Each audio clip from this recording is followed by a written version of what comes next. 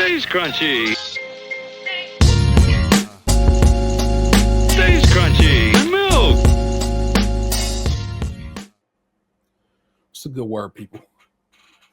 I'm in the building with my homeboy Delvin. Delvin, man, welcome to it. Thank you for hanging out with us. My pleasure, brother.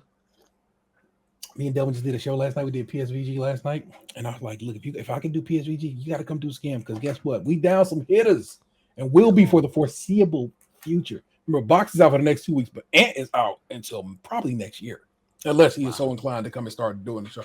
Basically, paternity leave. I'm giving him the same time off that he get from the job, and the job gives him off until I think 18 weeks now or something like that. Yep. So he get the same from we. And that's just what it is. His child is here. I would not be putting his name in the streets. Ed can do that if he volunteers it, but his child did indeed arrive late last week. And props to my mans and his lady for bringing the third into the world. So beautiful child. Yeah, lovely little kid. He keep sending us pictures and posting pictures. I'm like, I love it. I gotta go see him while he's still small, just so I can hold him in my arm. I appreciate a baby. Yeah, love the babies. Trick love the kids. Yeah, Trick love the kids. Trick love the kids. Oh shit! What's going on? I know it's a hurricane situation popping off. You good down there? Yeah, we're fine. All right. No, if you on the couple arms, trees fall down, some shit like that. We'll be good. Fair enough. A branch. See, I ain't been right since the storm knocked our power out at the beginning of August or whatever that was. It like the alarm over here went off the other night, like the tornado alarm, and I was like, "Fuck, they do this to me again." But it just passed, so it didn't happen. So I'm grateful for that. But still, man. Yeah, man. I have myself prepared for any type of situation. My man's got the generator popping. Got several generators. If it go down. If it go down, it's good to go. 3 of these. God dang. You gonna power the what are they called? The portable power station. This is. Yeah, they have a name for those. They're like UBS, UPS, something like that for those types of brick situations. Vanessa sent me one in my text today from who makes probably Anchor or something. She's like, you gotta get this one because it also does solar. I'm like, fair enough. Yeah. The good ones do solar. You just put the solar panel outside so you'd be good. So if something happens, you're straight. It's from Westinghouse, not Anchor. My apologies. That'll be all right. Westinghouse. Yeah. That's like the people who they give you stuff for a contest or some shit like that. Like, you won $1 million. Westinghouse used to be the manufacturer of ovens and things like that. There, they used to it was I Love Lucy brought to you by Westinghouse. It was that kind of deal for Westinghouse. So they old. Yeah. Oh, they've been around forever, but at this point, it's probably just the name and of some venture capitalist firm that on long. them. Yeah, I definitely look up their history. They definitely didn't like black people at one point. Oh, for sure. 100%. They definitely did not allow brothers working at that plant with them. No, not in no way, shape, or form. Damn, that's crazy, ain't it? Any old company, in fact, and I work for a very old company. I mean, definitely to the times of when they was buying boats and people. So you kind of think about it. Like even I was thinking about this the other day. I don't know why this was on my mind. The whole thing about in 2021 when they were like, oh, we got to change the name of Aunt Jemima and Uncle Ben's rice and stuff like that. And when that happened, I thought about it. I'm like, you know what? Damn, that was like just racist as fuck. It's like right in front of us. We wasn't even paying attention to it. I wasn't tripping off of Uncle Ben so much, but then I realized what it was because it's basically on some Uncle Tom shit. So I was like, damn, I guess that is fucked up. But Aunt Jemima? Yeah. That was real fucked up. And then I had a realization the other day watching Tom and Jerry. Because you know what I'm finna say. Because in my head, all these years, I thought the old black lady was Tom's owner. No, she wasn't. Yeah, she was the house help is how we'll word that. Yes. Yeah. I never realized that because they for the most part they never showed the owners. I think they may have showed the owners one time. And I Thomas? I never put it together that she was like, no. Like why is this a thing? Yeah. It was and it's like so like that whole like basically the 40s going toward the 60s. It was always some kind of blackface popping off in the cartoons or some kind of like joke about the Civil War, and I'm like, y'all really yeah. y'all wonder why we stay mad because it's very recent. As in my mama lived through that shit. Yeah. So cartoons I've watched, then I like when you start like going your mental Rolodex and like realizing shit like, God damn, that was really racist. It's like uncomfortably so. It's like, come on, man, don't do this to us. Dukes of Hazzard. Dukes of Hazzard, bro, fucks with me to this day because I love Bo and Luke Duke, but never thought about the General Lee. Yeah. Until I thought about the General Lee, and I was like, oh fuck. Yeah. I was having a conversation with my friend about like, God damn, I can't watch Dukes of Hazzard no more, can I? Roscoe P. Coltrane, man. I love Roscoe. I love Boss Hogg. Yeah, I should have been like, yeah, y'all should be locking him up for driving that car. I should have been rooting for Boss Hogg all this time. So now I got to root for the cops. What the fuck is that? Lock them white people up. What's going on over here? Get out of here. Oh, man, that definitely means Uncle Jesse was making moonshine. Yeah. And old girl must have been, I don't know. I'm not trying to say she was like the trollop of some sort, but I mean, what was going on with Daisy? Yeah. It puts things in a whole different perspective when you really think about it. Like, like I was telling my kids a couple weeks ago. I tell them this all the time now. Like the 80s sitcoms were like the weirdest thing. Like you watch them now, like what the fuck were they thinking? Like you think of like Different Strokes. Yeah. The story of Different Strokes is weird as fuck. By how what his name is? Philip Drummond had a maid who died, and then he ended up taking care of the maid's kids, even though the maid's husband was still alive. I didn't know their dad was still alive. Yes. Oh, that's why I thought their parents died. I thought like only the mother died. Because there's an episode where a later episode where the family tries to come back and get Honor Willis, and they say no. We want to say Mr. Drummond. Bruh, I'm not leaving this kind of bread.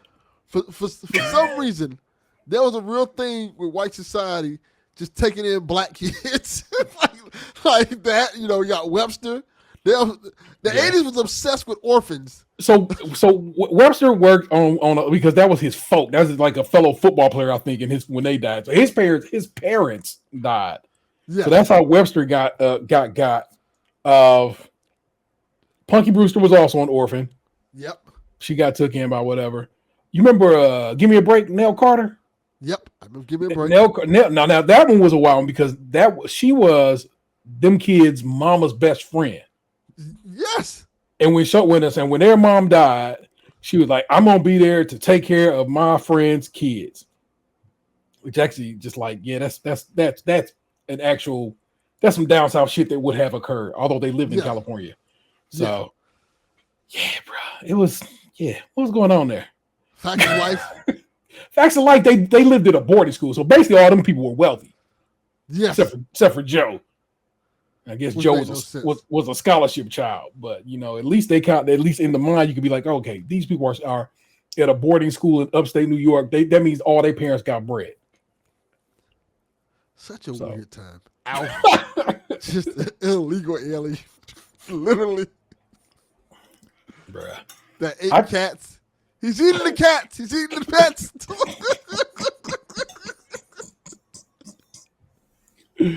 I believe Trump was watching Alf and thought that was real. Bro, he keeps doing this thing about Hannibal Lecter. Oh my God, why? And so because people have really kind of broken down. They think when he hears the word asylum, as in a lot of people who are seeking asylum, he's thinking insane asylum. Oh, so he thinks a Joker. So he keeps going to Hannibal Lecter, but then he keeps talking well of like the late great Hannibal Lecter. He talks about him like that. So then you're like, sir, Look, Are you right in your head? What's going on? Yeah. this Trump Joker is- guy, not a bad guy. I gotta tell you, this guy Joker, he likes to dance. He likes to walk on the stairs. She's hot. Remember, he caught the one dude, the one singer, because That had me crying. he defo thought it was a lady. It was like, she's hot. Y'all know Nikki Jam. I'm like, actually, I don't. But No, I don't. that's just. And then little Spanish man comes up like, yo, the video is so unintentionally funny. Yeah. Nikki Jam's here. She's hot. Like this little Spanish dude comes up like, what's going on? Oh man. Also, you may not want to be Nikki Jam. I'm just gonna say that to you myself. I'm like, Why you Nicholas? While you building, yeah, you might want to be Nick Jam. Nick works. You know what I'm saying? It works just as well. Yeah. A little more telling. But bruh, some wild times right now in these streets. I got a story when we get to that part of the show. I got a story. I got some news about these here politics, but it's been very interesting 2024. Cat Williams started this bullshit. It's all your fault, Cat. It's all your motherfucking fault. I was happy living in this bliss, and now the cat's out the bag. Everything's fucked up. Can't even listen to bad boy music no more. Can't listen to Puffy say "Take that" because now I know what the fuck you were talking about. Yo, what are we doing here? No, it's just all bad. Yeah, man. Fuck, bro. I don't even listen to much bad boy music at this point. It's just I listen to Big's albums, and I know his mom. Well, actually, I own them, and it's not like I'm down. I'm listening to them shits on any of the DSPs. I have the vinyl and CDs for both of them shits. I have the vinyl. No Way Out is one of my favorite albums. Can't listen to that shit no more. Like, ugh. I hated that album. I loved it. It was such a. I was still very, very, very fucked up over the loss of Big. Oh yeah, that was. And when he come with this album, it seemed in poor taste, even though he swore it was supposed to be, so it was, yeah, we're gonna remember memorialize Big and so forth and so on. I'm just like, it seemed like you taking advantage of the situation. Oh, it definitely was. He definitely commercialized Big's death. Yeah, and I don't like that. So he definitely like, even if you look at it in retrospect, like, god damn, he commercialized the shit out of Big's death a lot. Yeah. Like, he made a lot of money off of Big's death. Like, you look at No Way Out, then you look at like Biggie's duets and all the other stuff that came out. I swear I should like it as much as I do, but it's so well done. It is well done.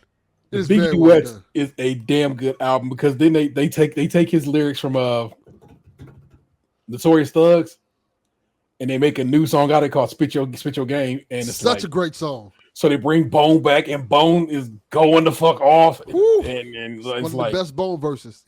Yeah, like really quality. So it's like, and then the remix has Twist on it, and 8 Ball and MJG. Yeah, man, I don't know, man. I hate. I don't know Puffy to hate him. I don't fuck with it like that. I have not fucked with that dude for a very long time. I'm not saying I was ahead of the curve. I'm like, I don't like Puff. No, I'm not saying that. I didn't realize how bad a person he was. Trust me. Yeah, I never saw it. I know. It's like that Cassie shit came out and people was like, oh, he is that kind of bad. Yeah. And I feel like we probably should have knew that. I think the thing about it is, and I think what kind of throws people off is, if you're into music, just like if you're into wrestling, most of these people are awful. Yeah. It's just different degrees of it. So we're like trying to figure out like how bad is, like, and you hear the stories about Puffy's parties, and up until now, they've always sounded consensual affairs. Yeah. Now you're getting the story like, oh, a lot of this stuff wasn't consensual. Now everybody's like, I was there, but I left it this time. Like, all right, bro. All right. I know you really know exactly what time you left that party. Yeah, like, bro, you really left at 2:05, and then the party happened at 3:05. Come on, bro. A lot of people look. I get social media's attempt because what they're doing with Diddy now is they're doing the Epstein thing, where if you've had any association with Diddy, you automatically have done the things he did. Yeah. Which I don't agree with. No, that's dumb. But I do think that there are some people And a lot of people who knew what Diddy was doing and just stayed quiet about it. Yeah. And some of those people were involved in it. Just like R. Kelly. The same thing with R. Kelly. There were a lot of people who knew the shit R. Kelly was doing and stayed quiet about it. And I think that's a bigger conversation more than anything else. Yeah. Man, lock them up. We're gonna quote that shit real. Put them fucking up underneath the jail, man. I cannot. Because even the 50 Cent thing, you know, 50 was always cracking jokes about Diddy and going at Diddy. I'm like, yo, bro, I get it. Yeah. But at the same time, you are one of the people who have power to do something about the situation. Exactly. And you choose to crack jokes. This could easily be reported. I don't even know, though. You know how cops are, especially in this day and age. Things be reported to police and they don't do nothing about it. Yeah, but I'm not even saying it on that level. I can understand it in the terms of like 50 Cent earlier career. Yeah. But 50 Cent is a mogul now. He is on the same level as Diddy. Yeah. He has TV shows. You have the power to do something.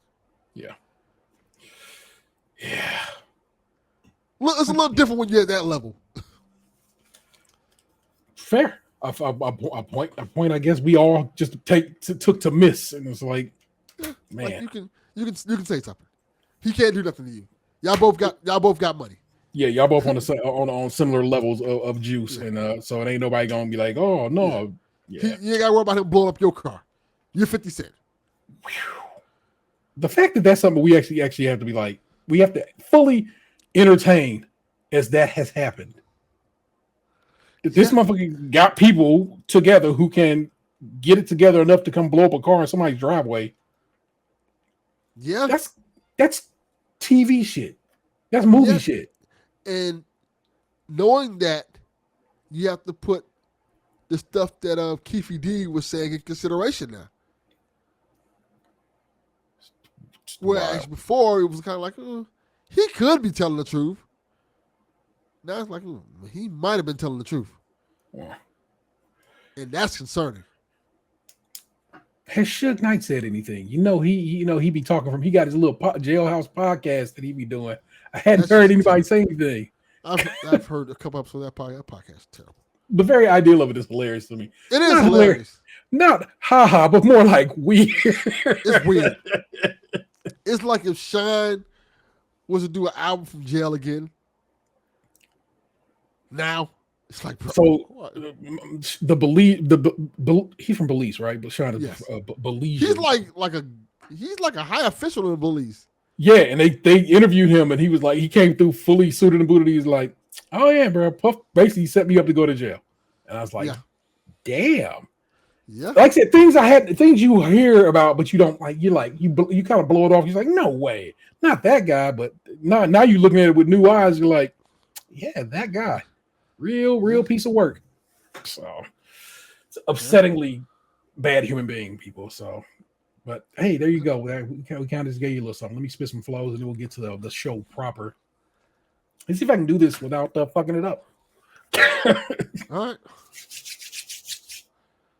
She got moist because I got the platinum voice. Like syrup for Delph, roaming the New York boroughs as they temp our perms. Plus I ride the ironworms uptown across down from the boogie with no faking. Ghetto to my marrow, then ease on back to Crooklyn. Hold it as I loot in my Timbs and army suits. Parlaying where Malcolm stood, now brothers push they blowout. A slicker nigga pig dig me picking my fucking fro out. Lipping on the 135s. The PJs, the eject these herbs, that's word to green herb, now the curbs.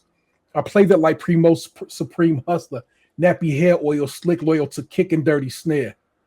Little Panther, answers to the nom de plume butter. Nicer, precise rubber, a slice of ricotta, and the freshly dipped steak I contemplate.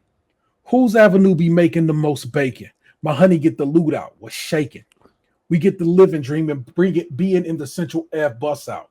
Then I call bus out. What's up? Seems that the dream team's me, Mecca, the god, and Suleiman. If you beat this fatty and it's on, then I'm gone. Hey. Easy, man. As slick as I can. Easy, man. Zoom. Hey, welcome to it. It's episode 552, and I didn't go look up anything to go with the number 552 this week. Sorry. I am your host, Dennis Taylor 713. We are down one Lunchbox 2099, one Tatum 216, but that's okay. I get to be joined up with my homeboy, Delvin Cox of the Delvin Cox Experience, of PSVG, of Nintendo Shack, of Cadillac on Mars, of So Tell Me, of the D&D Experience. It's so many podcasts my guy does. Yes. That it's oftentimes difficult to get him to come kick with me. But the fact he got to kick with me tonight, I'm very happy. I have a surprise for you, T. Go on, sir. I will. Check this out. Fuck my opposition. My competition is non-existent. False propositions. You motherfuckers have no resistance. Go Quang is back. Hat to my side. My streets are ride or die. Pull pimpin' on this track. This motherfuckers do or die. I'm Optimus Primus of rhyming. You start screaming. You street seeming like Nazir, but my composition you can't believe in. I just wrote that. Sir, I want y'all to know how very rare it is to have the former, always in his heart, Gold Coin spit some flows. Yeah. They were like, appreciate hey, it. Appreciate it. They was like, hey, he don't rap. I just had to pull it out a little bit. Just little bars I wrote. Thank you. I only did it here. I sit in the car to this day, and a beetle hit my ear just so, and I'm like, I can do a little something on this. And then I have to stop myself. Yes. Because I'm almost 50 years old and I can't be freestyling no more, people. Oh, I definitely can. The only thing I need now is actual time to stop doing all these goddamn podcasts. I told somebody, a dear friend of mine, that, hey, if you want me to record music again, I would have to have a month off from everything. That's real. Like, we're going to do some standard show fair. I got a couple news stories, got some amateur assholes, Delvin to talk about what's going on in his world. I don't think I really got anything to talk about going on in my world. If I do, I'll figure it out. Worry not. And it will slide on out, and it's great. We'll talk some entertainment and stuff. Don't worry. It's all gravy, baby. It's so good. But I'm gonna hit you with some news first, and let me grab you this story. This is from the Ohio Capitol Journal. Eric Gunn on the byline. In swing states that once went for Trump, unions organized to prevent a repeat. This is a 5-day series, explores the priorities of voters in Arizona, Georgia, Michigan, Nevada, North Carolina, Pennsylvania, and Wisconsin as they consider upcoming presidential election. With the outcome expected to be close, the swing states may decide the future of the country. Wisconsin carpenter Efren Campos just retired this summer after 30 years, working mostly in commercial multi-story buildings. From 15 floors up, he said, for him, the last 4 years have been a boom period. On Labor Day, Campos, 68, was among the thousands of union members and their families who turned out for Labor Fest on Milwaukee's festival grounds on the shores of Lake Michigan.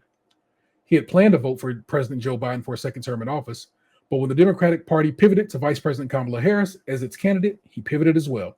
We need someone to help the middle people, he said, so they can advance, get a little bit better than what we are now.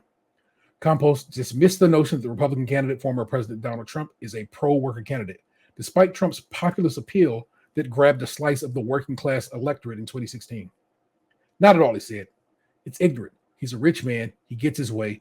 That's not what this country is about. As the November 5th presidential election nears, Democrats are counting on union workers to deliver votes, particularly in swing states of Michigan, Nevada, Pennsylvania, and Wisconsin, where unions have remained an influential bloc, even as their strength has declined over the decades. Many labor union leaders say they're working as hard as they ever have, to oppose Trump and elect Vice President Kamala Harris, elect Vice President Kamala Harris. Stop. The AFL-CIO, a federation of 60 unions that range from Major League Baseball players to firefighters to workers in the food industry, has endorsed Harris. A growing share of rank-and-file union members, however, have been less likely to follow their leadership, some of them among Trump's base. It has been recognized that union members are not monolithic in terms of the party they support, said Paul Clark, a professor of labor and employment relations at Penn State. Many unions have 30, 40, maybe 50% more of their members who either are registered Republicans or are going to support Donald Trump in this election. Last week, the International Brotherhood of Teamsters General President Sean O'Brien announced the union's executive council would not endorse either ticket and cited support of a majority of its members for Trump. The Teamsters aren't a part of AFL-CIO. The other union leaders say their membership is behind Harris. Nick Weber, a political organizer for the North American Building Trades Union, said it's unprecedented the amount of interest in people getting involved. as he marshals union canvassers this fall for the Democratic national ticket. He said it's in his conversations, he's heard union members say, not only am I going to be voting and that they tuned in, but how can I get involved in doing my part? I'll leave it there. There's a lot more to that article, but it'll be in your show notes. The Teamsters not supporting Kamala Harris first took me aback because the Teamsters have been pro-Democrats for decades. And then what happened, I guess unsurprisingly, but surprisingly nonetheless, state level Teamsters, local level Teamsters, so forth and so on, all came out and said, I don't know what's going on at the national level, but we are supporting Kamala Harris. Letters came from all these, like the whole, like Nevada being one of them in particular. You were saying, like I said, so state level Teamsters have said they support, and they say their membership supports Kamala Harris, which makes it look shady when Sean O'Brien, who now currently is the head of the Teamsters, says, oh, everybody here wants to vote for Trump, when all these state level unions is coming out and saying to the contrary. It's just shifty, shady business going on. And apparently like that, like he has become Trump's boy, which is why he spoke at the RNC. People was like, oh, he playing the big joker. You know what I'm saying? He's there talking a pro-union message to these fools who don't support the union, as if that was going to do something. They don't support the union. They never have. In fact, they want to take the power from the union. It's weird that people are willing to give away their power because they think they might one day be rich. You won't be, trust. That has been the most baffling thing about the allure of Donald Trump. I don't want to run your audience away, bruh. But I can speak freely. Yeah, if y'all wilding about that again, guess what? But I can speak freely here. Yeah, because you're my boy. I don't understand the concept, and this is just people in general voting against their interests for someone who does not care about your well-being, even in the slightest. In the slightest, and look. This is not a Republican or Democrat thing. This is a thing where you may lose freedoms and rights, like actual civil liberties, if you vote for this person. And he is fundamentally breaking the system that I don't think was perfect, but the alternative is a far more grimmer, scary reality. Like if you look at the things that's happened since he's been in office and been out of office, he's accumulated multiple charges. He tried to overthrow an election.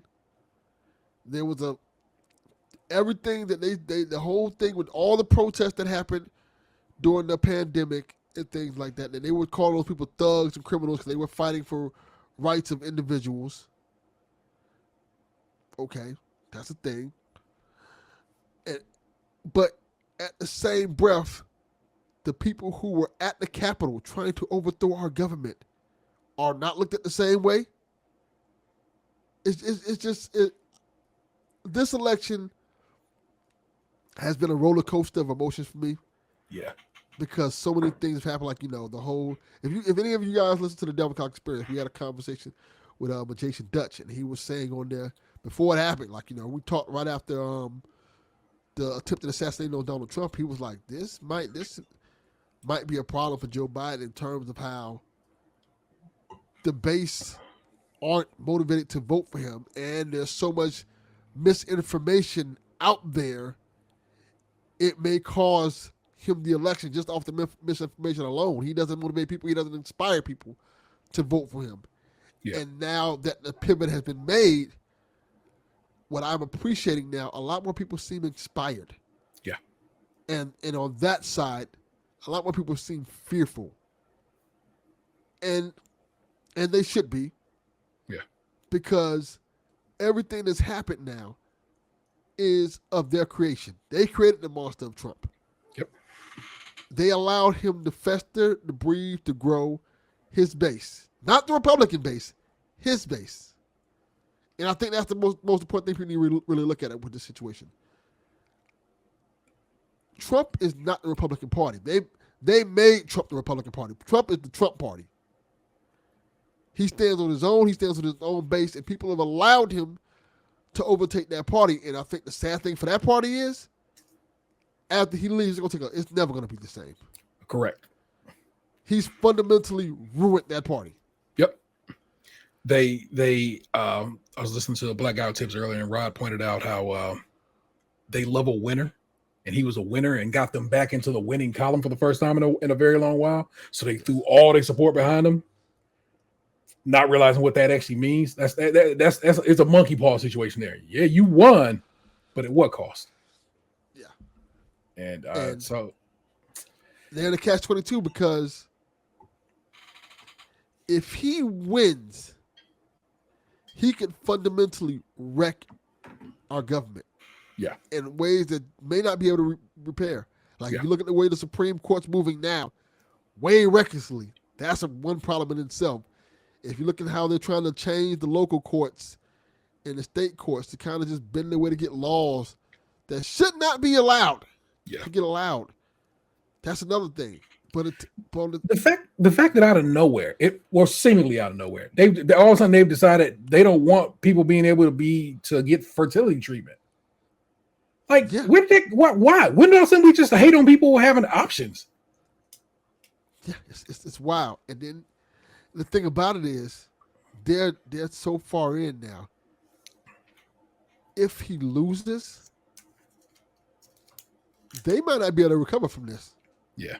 It may be a while for you to get another Republican candidate because I was talking to somebody about this before. This might have been the year to pivot off Trump. Just like this was the year to pivot off Biden.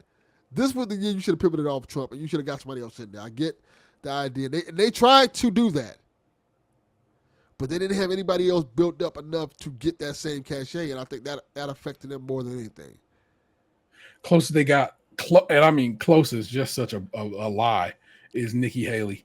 And Nikki Haley was getting stomped by multiple digit points. You know what I'm saying? So it's like not really close at all, but the closest they got was her. And you can see what it is. Like I said, because it's Trump parties now, Trump's people was never going to vote for anybody but Trump. Yeah. And in fact, that like you said, that's going to be the issue going forward for the Republican Party. Without Trump, these people are going to come around and vote for whoever they throw up. They're just not going to vote. They're going to not vote at all. They'll just stay at home. It's going to be the same effect that happened with Obama. When Obama left, the people who voted for him left as well. Mm-hmm. They didn't feel energized enough to vote for Hillary. I know people want to make their comments about Hillary and stuff like that, but Hillary didn't grab enough people to feel like to bring that people along. And I think the thing about Kamala that's a little different is, and why she's the threat is, she's starting to bring those people back. Yep. That's why you're seeing all the conversations about her.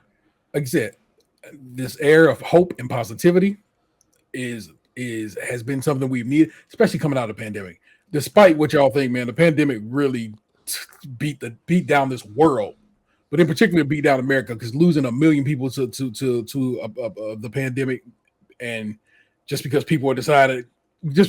our president at the time wasn't going to do anything about it to try to make it better, because he was like, no, my people don't want to wear masks and don't want to be treated and so forth and so on. So I'm not going to force their hand. I'm like, bro, your people need you to tell them it's okay. And He wouldn't do it, just refused to do it. And I get it. I know that Kamala is not perfect. I honestly think no candidate is perfect. Yeah, bro. You find me a perfect candidate, then I want to see him. It's just not true.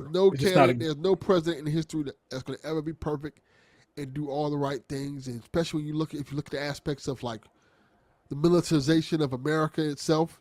Yeah. And the war and how those things work into our country, is integrated in our country. Like, you're never going to get the candidate you want. But I think you have to look at how things are going and get the candidate that's not going to destroy your country. Yep. That's the most important thing. Not going to affect things that matter to you on a granular scale. Yeah. There are people who are just like, well, she's not going to do anything about Palestine. But I'm also like, no one's pro-genocide. No. I'm not riding for fucking Israel. Trust. But I had to be concerned about my black ass. I had to be concerned about my LGBTQ plus people. Correct. I had to be worried about my people of all different descents that call this country home that would otherwise be in a bad way if the other side wins. But let me add something else to that. And I hear that argument a lot. My counter to that is, what is the other side going to do? Exactly. I hate that the conversation is always, well, she's not going to do that. She's not going to do that. But the other side's not going to do that either. Yeah. And they're straight up telling you they're not going to do that. So my thing has always been, if they're telling you in your face, we're not doing that. We're not going to do that. Why would you want them back in office? Why would you why would you even want to support them? They're telling you straight up, no, we're not doing that. At least with the alternative, you may have a chance something can be done. I remember Susan Sarandon when Hillary was running. Susan is an actress, so we shouldn't put that much whatever cachet in her thoughts on the situation. But her mindset was, if we elected Trump in, it would more quickly bring change about, because we'd be so mad we'd be willing to get up and fight. And it's just not how people work. No. That's a hopeful ass situation that she had. Plus, she's wealthy, so she was never have to work. We're gonna have to work. I think people fail to realize that there are just awful people in this world who are okay with the things he's doing, and I think electing Trump has re-energized that base. And not only has it re-energized that base, it has made supporting him profitable. Yep. A lot of people who are in politics now aren't in it for the policies or in it to do good. They're in it because they're grifters. Yep. 100%. They're like, hey, I can become famous off of this. And once that Trump train go away, they're gonna go away. All these people you see on the internet lately talking wild reckless about America, the Charlie Kirks and so forth and so on, aren't even Americans. They're Canadians who came down here because they was like, ooh, I can make some money talking crazy. Yep. So look at all the people talking. Yeah. Can't trust it. Public Enemy told you that a very long time ago, people. Look at the people in Congress who are look at how the far right people who are running for office, and the people who are putting themselves on the front street because they want to be famous. And they know they're supporting Trump. Like, even if you look at the minorities, black people, they know that it's a lot easier to support Trump and get the criticism for supporting Trump, but at the same time get the love and respect from other people. Because you support Trump, you're brave now. But see, that's the wild part. That's not even true, because they be talking reckless about J.D. Vance's wife, who's Indian. They be talking reckless about black people still in general. Yeah, they are telling you straight up and down, we don't like you, but because you are kind of pushing the agenda that we fuck with, for right now, you'll be all right. For right now. So the ideal of it's disturbing. Yeah, the fact that old couch fucker, and I realize he doesn't actually fuck couches, but it's pretty hilarious. It's pretty hilarious to think about that. Can just let his wife hang out there to dry. Just terrible, man.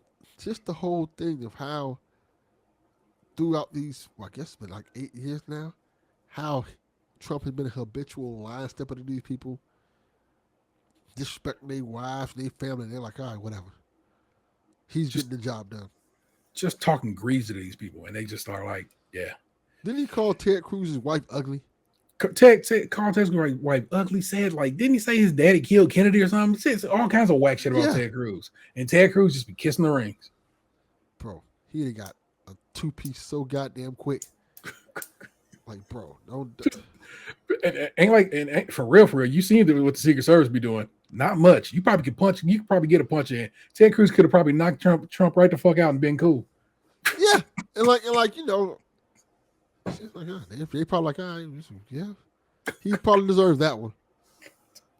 Telling y'all already, y'all. Them dudes be lacking his security anyway. Oh my God. Well, here, let me give y'all a good news story. This is, of course, from the great state of Ohio. So, because we do that here. So, this is from SKiM, which is, of course, our local alternative paper. Mark Opera on the byline. Metro Park secures $11 million federal grant for the Irishtown Bend Park. Irishtown is down there by the Turntable Bridge in the Flats. If you know or you know, and if you don't know, well, now you do. You'll have some understanding. Turntable Bridge. So we have, so we're on the water, both on a river and on a lake, and so we have lots of transportation that comes through this town, and so there are multiple bridges of different designs. Most of them are just not drawbridges, but a type of drawbridge, in that the bridge just rises up.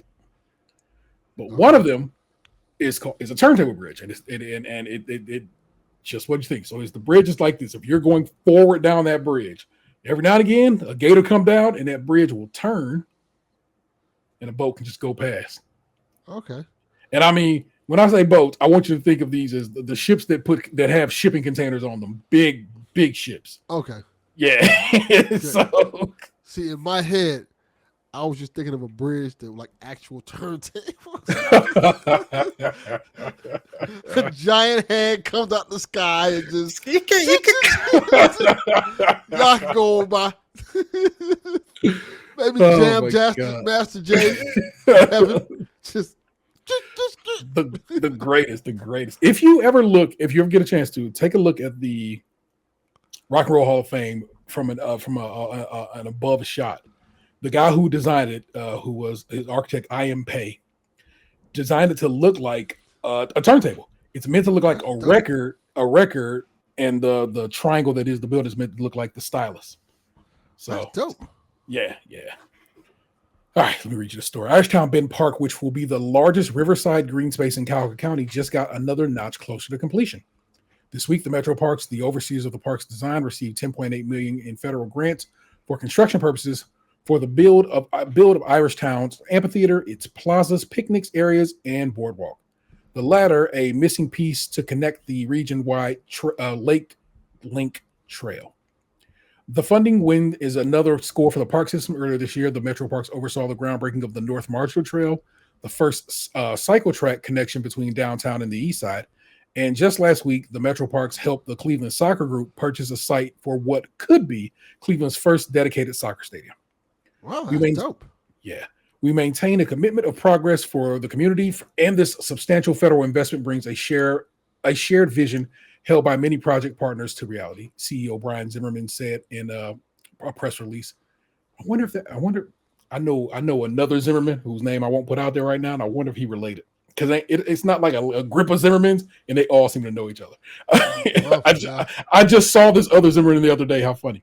The advocacy of Senator Sherrod Brown and Congresswoman Shontel Brown to secure support for this project will have a lasting impact on the community for generations to come. Ohio City Inc. confirmed Thursday that the project is still roughly $15 million to lock down, money that can be secured with similar federal grants or smaller donations. We're chipping away at the remainder, Ohio City Inc. spokesperson Kathy Baumbach told Scene. We're getting there. As touted earlier in the spring, this park is partly designed as an homage to its past as a haven for Irish immigrants, with artifacts used to make up the outdoor museum of sorts. There will be old doorways, former coal dock, hoisting rigs, and doorways converted into bird blinds. Overall, as the newly posted video tour shows off, the entire park would be a game changer. Sailboat-studded playgrounds would be next to swings and grill gardens, wetland gardens with many piers could neighbor wide. I don't like the way that's written. Wetland gardens with many piers could neighbor wide lawn terraces for ideal. That's just badly written, straight up. For ideal golden hour viewing, and a cafe could mark an entry plaza off West 25th in Detroit, long dominated by a vacant eyesore. If hillside stabilization stays on track this fall and winter, groundbreaking for the actual park could start in 2025. I would like to see this video, y'all. So I'm going to push here. Let me share the screen. Okay, we'll share the screen, y'all. It just says I can share a video. You mean if I can just share this video? I understand. Proceed. If you just let me share this video. Oh, I mean, no. So that's me actually showing you a video from my computer. I don't have that downloaded. But we're just go for the screen share. Screen. Sure. I understand. Let's proceed. We're gonna go for window.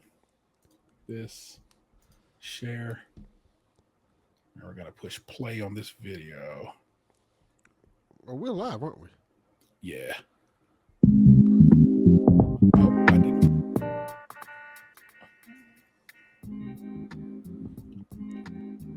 Roll looks like a giant snake.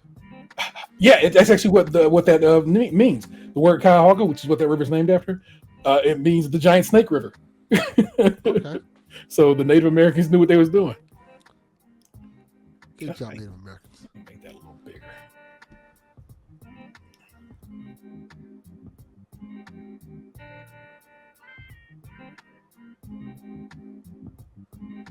I'm not gonna play all 5 minutes and 41 seconds of this video. I kind of just want y'all to catch a vibe of what it's gonna look like.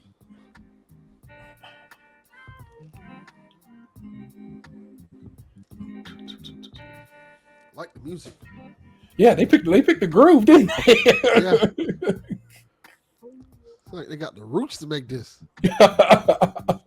See what I told you about ships that be coming down that river? You see how big that I know this is a video, but still. That ship like it didn't fit in that river. They barely do. And oftentimes they'll have to come through and they shovel the dirt out the river, the silt out of the river because it has to be deep enough for the ships to get through.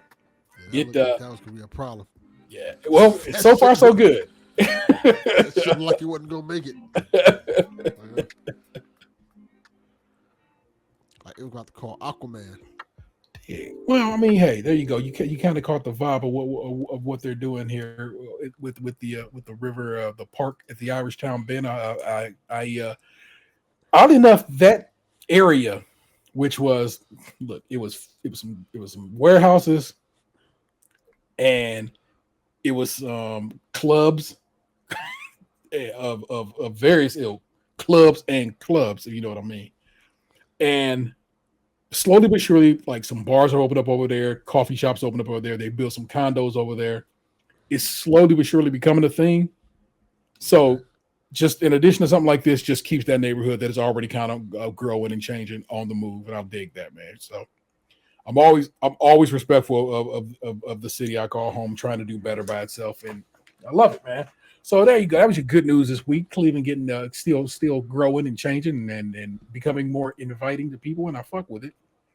Yeah, but that was for respect. That was our stories for the week. Now I get to say, first it was always just Tatum, even though he's not here. That's the name of the segment, and then I just hand the reins of the show over to Delvin. Delvin, man, what's been popping with you, man? How are you? Man, I'm doing good, man. It's been a busy week, man. You know, I'm like recording every goddamn day, like you know. Apparently, my man doing 2 days today. Okay, y'all. Yeah, apparently, you know, boss man Donnie took off the week. Okay. You know, so I had to. The funny thing about it is I had to record PSVG yesterday, and I had to host because Dev during the day messaged me like, "Hey, I'm gonna be late." You know, and I was like, "Oh, that's gonna be a problem." I said, I hope T and JV on time, or I'm gonna be just sitting there talking about video games by myself. And that's really awkward. But everything worked out. I think it was a really good episode. Yeah. People have said a lot of positive things about the episode. Yeah, I think I did a good job hosting. I think people forgot, like, oh, your boy can host podcasts. I'm pretty good at that. If nothing else. I know I am the comic relief on PSVG and Cadillac, but I can still host quite a few podcasts. I don't think I've ever thought of you as the comic relief on Cadillac. I am 100% the comic relief on Cadillac. Wow. That gives me a whole perspective on the show that we do regularly that I just did not have. Yeah. That's wild. Yeah. Oh my God. Shout out to the host. You're the straight man. I'm the comic relief. I have accepted my role. Not to sway from my man Delvin. Just like I said, this is his segment of the show. But the reason I love doing Cadillac is because I'm just talent. I show up. Chaffee does the work. Oh, all of it. He does all of it, and I don't got to do a damn thing but talk for a little bit. It's lovely. I wish I could say that this week for myself. I am doing the work. Like I had to write the show notes for PSVG. I'll probably have to write the show notes for I have to record PlayStation Experience Saturday, Yeah. and I have to host Nintendo Shack Sunday. I'm like, oh my God, this is gonna be a long week. It's fun, but it's challenging, man. It's like, oh man. In a week when you got when the 30th anniversary PlayStation stuff goes on sale, that'll be a fun PSVG to kind of discuss. Yeah. And how that was a debacle. I'm phony. I am phony. I will tell people right now. I sat there and talked all that shit about PS5 Pro. As soon as that shit got the pre-order, I ordered that motherfucker quick as possible. Immediately. That overpriced, expensive piece of shit.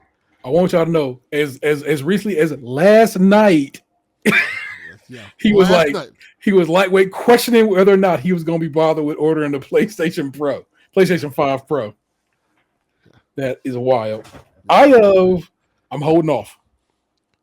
You're strong. I will see what next year brings. Nothing that they've shown so far is pulling me toward it. And I had a PlayStation 4 Pro, so I did too. But nothing so far has me. And in fact, actually playing Astrobot has had me so like, man, this is really an amazing piece of kit for what they can do. PlayStation does on their hardware what Nintendo does on their hardware. Just be coding to the metal. It'd be such amazing things that only Sony can pull off. And the thing about it is, I found myself saying, this is the reason why I was kind of knocking the Pro, like, don't kind of fucking need it. What we have is like good enough. Like I can see the argument for PS4 and PS4 Pro. Yeah, I can see the argument, but this is a lot less. Like, a prettier game's gonna look prettier. Okay, yeah, that's pretty enough. We'll see. Yeah. I only really play PlayStation games on PlayStation 5. I don't really do third-party stuff on there. Most of the third-party stuff I do on the Xbox. Yeah. And the same is true pretty much for Nintendo. Nintendo, I probably pretty much only play. Like I said, the new Zelda's on its way. It will arrive tomorrow, apparently. I'm salty. I wish it would have came. I wanted to come today, but it's all good. But yeah, man, I think, I'm cool with it. Like, it's just... My thing now is the PlayStation just getting a little cocky, man. They like getting real cocky. It's like, what is it, like 30-1? Yeah. It's like a ridiculous number between what they sell and what Xbox is selling. And if they hadn't earned it, I could diss them. But they did. They earned these stripes, man. So they about to charge us. Did you see how much that anniversary edition cost? It was like $1,000. Was $1,000 for the whole kit and caboodle? Nah, I think some places it was like $1,300 for all the anniversary pieces. I mean, that's still like kind of dope. You got the DualSense, you got the Edge, you got the all the stuff it comes with is, but I guess it does not, and all that, and you still doesn't come with a disc drive. Ain't that a blip? Yeah, I'm trying to think. Does it come with the Edge? I thought it did. Like the big one, I thought came with both an Edge and a DualSense. I thought. I'm just fucking looking up now. I thought the big one came with the Portal. And the regular controller.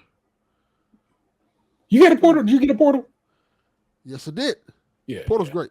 Yeah. I'm trying to look up the. I'm trying to look it up right now so I can tell us how much it is. Okay, the anniversary edition comes with the.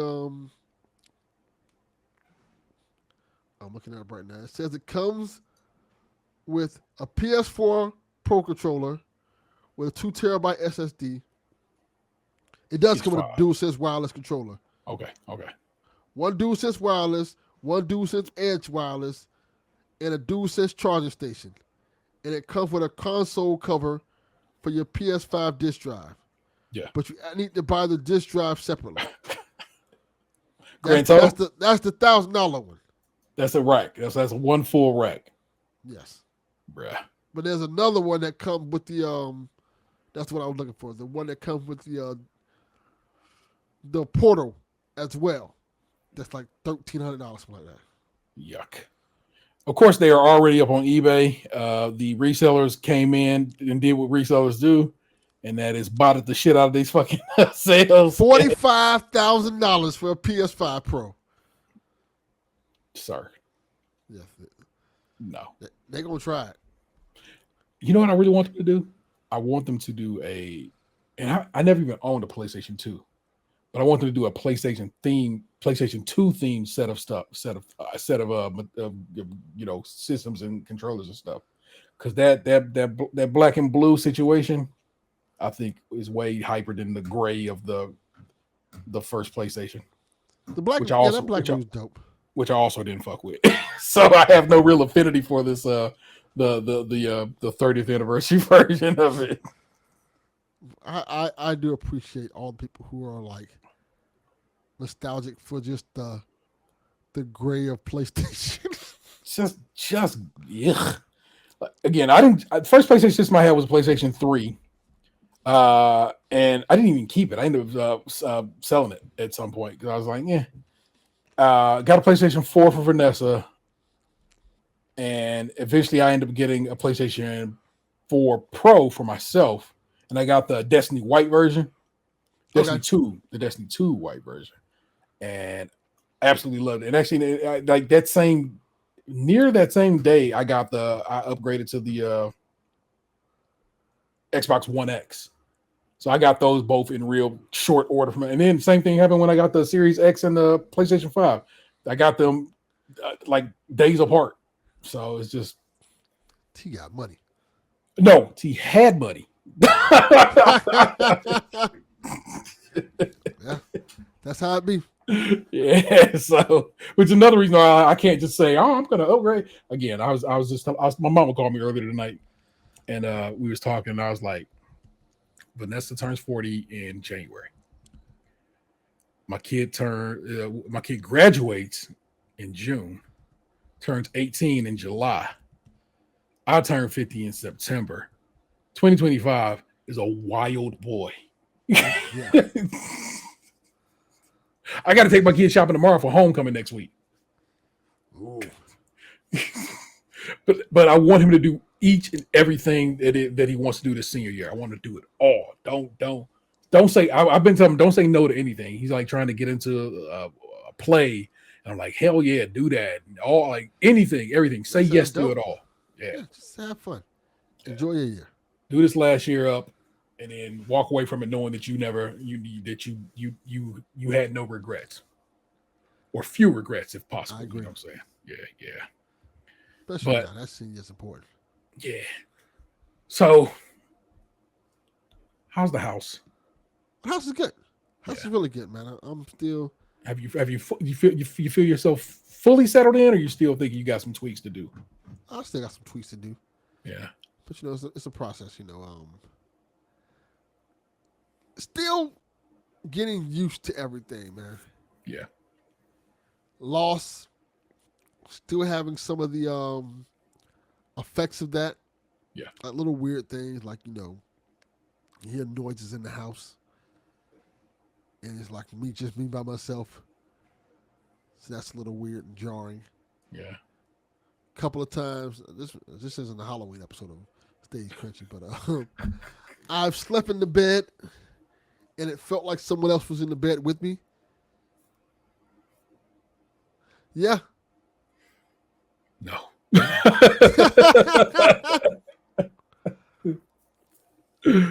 Oh my God. Like, no, thank you, spirit. You get on going now. Yeah, but it's just kind of like, it's part of it's just it's coping with the reality of losing a loved one and yeah. Kind of understanding that journey and what that process of healing is. Like, I was talking to my brother about it the other day because, I was telling him, it's still processing it, and her ashes are still here. Yeah. At the house. And what I've been doing is I've been trying to change the house around as much as I can to make it feel like home for me and not feel like her home. Yeah. Because I know that if I leave it the way it is, it won't feel like home for me. It'll feel like her home, and I'll still have the idea in my head. Now she's still here. Like, let me just fix this so I can know and move forward. Yeah. Yeah. That is the wise way to do it. You know what I'm saying? And it's like it's a lot to say it'll get better. You'll just deal with it different. Yeah. It's the way your brain and your heart will process it. So loss, like I said, loss absolutely sucks. I'm glad she left you the house. That's so dope. Because then it's like you kind of always do have that with you. You know what I'm saying, along with her memory and so forth. But Yeah, and I think the ironic thing about the whole thing is I've always said, man, told my grandma all the time, like, once you go, I'm out of Miami. Ain't no purpose for me being here. yeah, And of course, my grandma, being the grandma she is, like, nah, you have to stay here now. You have a house here, so you can't leave. You have a house here, and the house is paid for. yeah, Just got to pay the taxes. yeah. I said, of course, grandma. You found a way, even in death, to keep me here and keep me watching over your house. Yeah. And her dog. I love that for her. Let me hop. Give me one second. I got a good. funny story to tell you. All Hold on good. 1 second.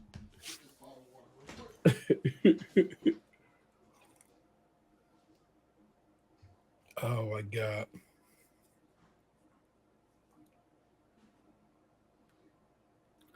If Delvin come back with this old ass dog, y'all, I'm gonna laugh. Now I'm here for the long run. Ready to rock. So, the story of this house, right, Okay. is the journey of me and this dog. Because, for those who don't know, I bought this dog for her, I want to say 2 years ago now. No, it's been a little bit over a year. Because... Why did I think this dog was so old? I'll get to that right now. She has multiple dogs. Okay. She has multiple dogs. So I have this is the Chihuahua I bought her. Because last year, when she was at work, my little cousin let the Chihuahua out in the front yard, and the Chihuahua got stolen. Now, T, you may want to ask this question. Does your front yard have a gate that you can close? No, it doesn't.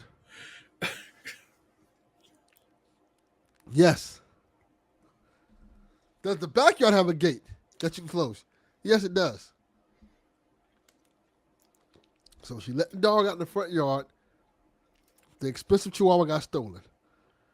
So my grandma was crying for days. She was sad because she loved the dog, had the dog for like 10 years.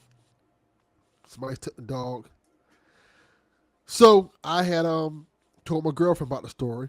That's how I knew this was a year ago. Yeah. And she was like, I know somebody who has Chihuahuas and they're selling them.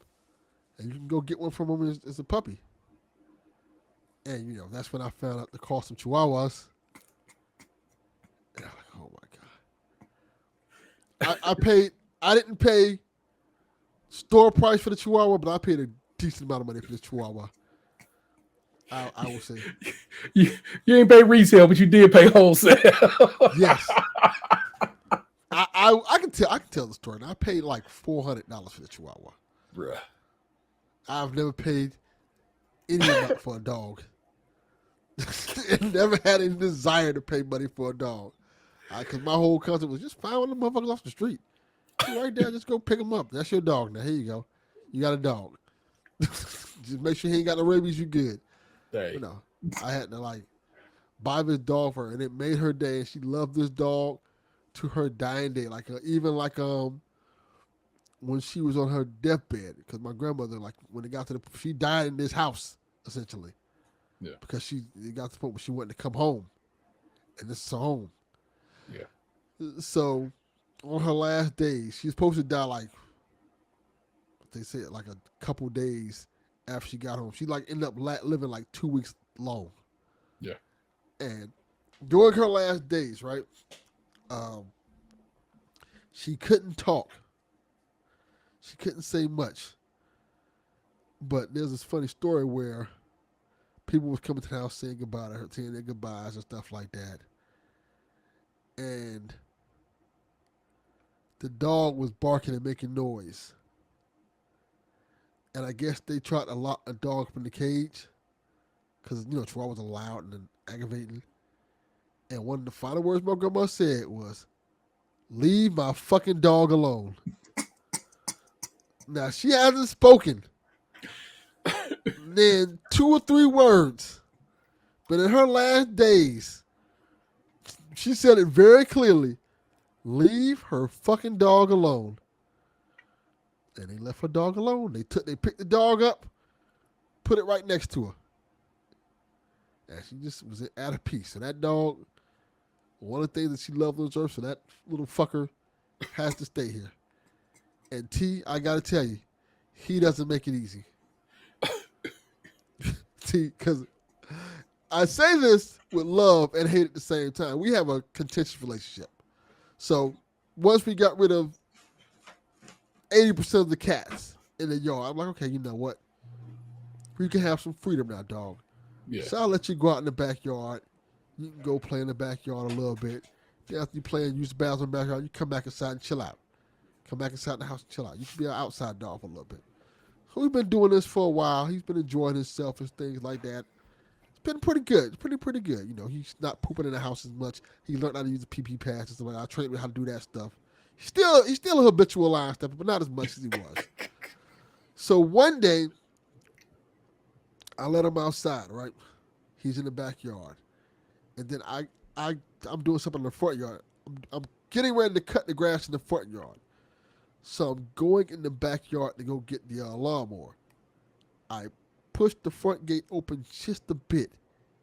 This fucker bolts out the front gate. And I live on a main street. He is running in the middle of the street through traffic. So my mind is like 2 things. One part of me like, let this motherfucker die. like he's clearly playing with death right now, and he's fine with it. And then I hear in my head, my grandma like, take care of my motherfucking dog. So I run out in the streets, in the traffic, chasing after this dog. And this dog is running in and out of traffic, running in front of cars like a goddamn idiot. And then he runs in the yard. I run in the yard behind him. He tries to dig up somebody's yard. He sees me. He bolts out that yard, goes in another yard. It's like it looks like an episode of Cops. Me chasing after this goddamn dog. He runs in the other yard. I follow him in the other yard, stuff like that. And then I guess he realized, oh shit, I'm in trouble. Like this motherfucker is mad as shit. So he bolts around and runs in my yard as fast as he can and runs back in the gate. And I guess he realized, oh shit, he has to open the door for me. Like, I can't dip shit. So he gets in the yard and like, I guess I'm caught. And I was so fucking mad. I put him in the cage for the whole day. Like, not that little cage, your ass is sitting there for the rest of the goddamn day. And all I hear is all day like this one little, I said, shut the fuck up. And he just got quiet. He already knew what he did. Like, I fucked up. I shouldn't have did that shit. Had me running around the street, almost getting hit by cars, chasing a dumbass chihuahua. Bruh. That was what it was to have my little dog back when she was young. She would just dip. And I'm like, and like you said, you got that decision. You're like, your ass could just stay the fuck gone. But I'm gonna be good. I'm gonna try to come collect you. But this effort is gonna be lessened. Yeah. Like, if it happens, if more it happens, the less it's ever gonna happen. Like, Bruh. Oh my God. That's dope. How you dealing good with like with the kids having to come back and forth, man, or that? Yeah, they are enjoying because they have never had their own rooms. Okay. As strange as that is to believe. Yeah. So they're enjoying having their own little space in their own rooms and kind of being in their own little world and things like that. So they like coming over here. They like being in their space and just sitting in their room and chilling out. Like, Delvin goes in his room and he does his YouTube videos. He did one that got like a whole bunch of things, like 8,000 views. Solid. That was a J. Cole one? I think it was a J. Cole one. Yeah. That's it's a good video. Just hands down. You can just full stop there. But like I said, that's the one I was talking about. I talked about on the episode I did by myself. How that particular video. I should have put a link in. I didn't think to do that. But It's a very good video, y'all. And I'm glad it's getting some views because it's worthwhile. So yeah, he did like one that got 4,000. He did one that got like 3,000. I'm like, oh, you might have found your little lane, man. That's good, man. You know, just keep working and doing your groove. He's very excited about it. I'm like, yeah, I'm proud of you, man. Do your thing. Keep learning your craft and stuff like that. And he reminds me of myself in the early days of trying to figure out doing podcasts and stuff like that. Yeah. And it's cool. Like, I'm looking at his views right now. He got one that did he kind of killing it. He got one that's got 8,000 views. Another one got 9,000 views. He got one that got 1,000 views. He's doing his thing. I'm proud of him. Good shit. Man, it's good to see that he's kind of getting his groove and finding his footing like we kind of did. Watch that next generation kind of do their thing and build their base. Yeah. Get their version of it. Next thing you know, he got his own little network of heads that he doing work with. So yeah, because I already telling him like eventually Delvin's gonna stop doing all these goddamn shows and PlayStation Experience's new host is gonna be Delvin Jr. That's what's up. Let y'all know nepotism will be a thing and it will be passed on. It's all right. Sometimes it's okay. I feel like it's okay for us to be nepo babies. Yeah. The other side already got juice. We don't. So if we can pass something on to our kids, I think that's all right. Let him take right over this podcast. Ain't even got to change one of the host names. Nothing. Ain't got to do anything. Ain't got to change nothing. Just the light skinned Negro instead of a dark skinned one. So difference. That's so dope, man. Good, man. I'm glad this old life ain't so bad, man. Lady doing good. Y'all still doing strong, and I fuck with that. Yeah, it's going good, man. She's crazy, but it's going good. In a good way. Yeah, in a good way. She's crazy. She damn sure crazy. She does this thing now because I've been letting her come to the house. Yeah. Well, she would just leave something here. That's the move. I'm like, why are you just leaving stuff here? You just like, if you want to draw, you just take a draw. Yeah. You gotta just leave a random pair of underwear here and shit. Like we don't gotta sneak nothing. It's okay. We good. We've been together a stretch now. like it's funny because it's like things like she first thing was I need me to have a toothbrush in here. Like, okay, we just buy you a toothbrush. Yeah. And then she has like a shower cap here. Like, okay. I'm like, say, why do you want this stuff? You think some woman gonna come here and just see this? Oh, he is taken. That's what things gonna happen. Oh my pearls! There's 2 toothbrushes here. Oh my god! I don't know. I dig it. I'm glad that is proceeding well. Her grandbaby still bad. Still throwing AirPods across across balconies. Of course, very much so.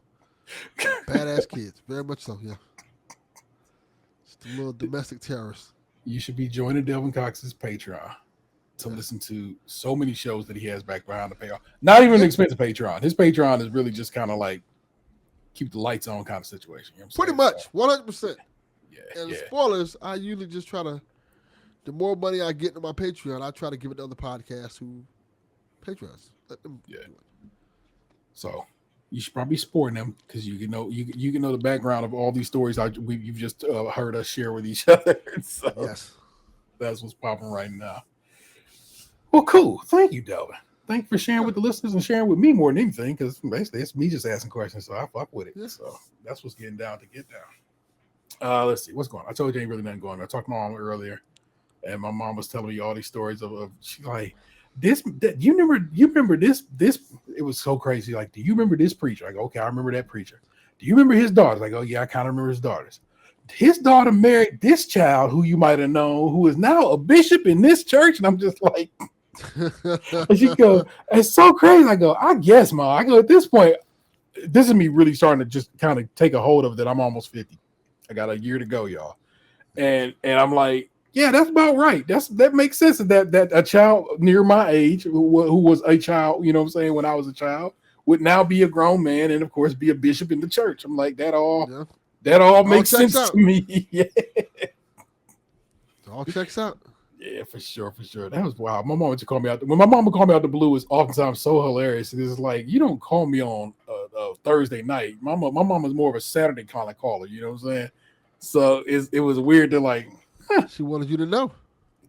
It was just well, it was that and others, and of course, just other stuff, and me catching up on other things. She let me know my mama is in the midst of or the process about to begin the process of selling her house in Kansas and moving to live near my sister in Virginia. Why she would do that? She just she's decided that her she would like her these her later years to be nearer her oldest, and she we visit we I have visited Norfolk a lot, and Norfolk where my sister lived is very nice, and so that's the goal and that's the intent, and so I'm like, all right. That's if that's the dream, then I do nothing but respect it, and I would love to have you in my same time zone, and nearest me and all that. So, Tell by tell Mama Crunchy to keep that house. I wish because I always in my mind I'm like, why not? But then it's like, of course, if she moves, ain't gonna be nobody there to take care of it. And all it's going into doing is being renters, fucking it up. So I'm like, you know what? If you got the plan, I got to believe in it. So Yeah, that's true. we allow for it, and I know it's gonna be all right. My kid continues his adventures and learning the piano, and sent me a video the other day that I sent y'all, and I was impressed. Yeah. Which is I know. I mean, I'm the dad. I probably what I'm saying whatever, but I'm telling you right now, I was like, look at this little motherfucker who's been at this for a very short period of time, already kind of locking down some tracks. Tell your kid to learn how to play steel DRE. I, I'll add it to the list. I want them to learn the piano of the background of Busta Rhymes. We can take it outside. Good one. And but he also was working on trying to learn the guitar. Okay. So of course I need him to get that Sweet Home Alabama bass line going. So then I can rap Ghetto Boys Gangsta Love on top of it. I like that too. I like that. Tell your kid to learn the little song from the Peanuts. Oh, doom, doom, doom, doom, doom, doom. That way Yeah. I can go dance on the piano like I'm Snoopy.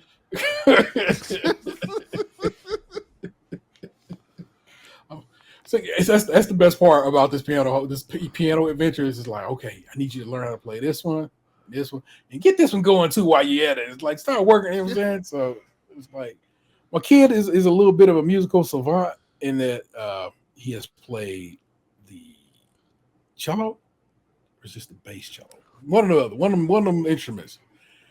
Played the drums in band, in marching band, now piano, guitar, also sings in choir. Got this music shit Probably could locked get down. some sheet music. It does. Online. Pulls it up on the iPad. My iPad they've stolen pretty much from me, and does it with that. Oh, okay. They stole Yeah. your iPad. Yeah. Yeah, my kids can touch my iPad. Ain't that no number of games. Mostly I just use it to watch YouTube. So it was. I never really got hyper into my iPad. It was like just basically. It's two monitors here. Basically, was a third monitor. I just would sit that bad boy right there, watch YouTube on it while I was at work. So it is not the every now and again I'll snatch it back like, hold on, bring me that iPad. I'm trying to do something. Whenever I'm doing a live show, I need it because I put the show notes and the run of show on it. Okay. So that's mostly what I use it for. I do that with my iPhone now. Just there you go. I'm old. I'm getting blind, bro. I got an eye doctor's appointment next week. I've been blind. They told me Well, straight up, same. I'm blind, so. But it's to the point where I'm like, I gotta go get it checked out. I feel like that my eyes have gone through a bit of a transition this year. I've had a conversation with my girl just today about this similar thing. I told her we need to get some money because when I get to that age where I start losing teeth, I am doing the thing where I get the post put in my mouth. Yeah. I'm getting the fake teeth. I'm getting the straight up. I don't want the dentures. I want the whole expensive put the actual teeth in and call it a day. Yeah. Respect it. Yeah. Why don't they just do that? Because it's probably expensive. That's It's very exactly expensive. I think it's like Yeah. $2,000 a tooth. Wow, I would have never thought that. It's something like We charging too much for things at this point. Come on, y'all. We can do better than that. That's unnecessary. I can't be coming off of 2 racks for those toofuses. I want to get the exact price because I've actually looked this up. Yeah, a while ago. All right, so single implant, $24.99. No. Yes, they have 12-month financing available too. There you go. So a single fucking tooth. Get that bad boy diamond encrusted. make that bitch gleam. So best believe I am taking care of my teeth like they are gold. At that point, they cost as much, so why not? Pretty much. It was that I told her about it. I'm like, something else. Oh, I said I will be getting the eye surgery, the LASIK, Yeah. when I get older. Because fuck it, I want to be able to see fully. Now, why are you Now waiting I on don't that care. one? Huh? Why are you waiting on that one? That one you can do now. That is a good point. LASIK That isn't one- that much. It's not that much, and it's like from what I read of it is like it's immediate. Like when they like before you leave that office, you have perfect vision. Could you imagine just like, oh, I don't have to put these glasses on ever again? So that might Yes, be- please. Yeah, that might be a thing I need to look into. Yeah, take advantage of that while you're young and can take advantage of it. Yeah. But then that changed the whole dynamic of like my life. Cause then I'm not the glasses guy no more. Then I'm like the handsome guy with no glasses. Cause it's like it's people have the weird thing about glasses. Yeah. Where if you have them on, they're like, oh, you must be a nerd and intelligent and all that stuff. Take them off like Clark Kent and Superman. That shit was real. That shit was mad real. Cause I remember when I was like in school, when I was in high school, my 10th and 11th grade year, I wore my glasses and stuff like that. Those years was okay, but I knew people and stuff like that. My 11th and 12th grade year, I wore contacts.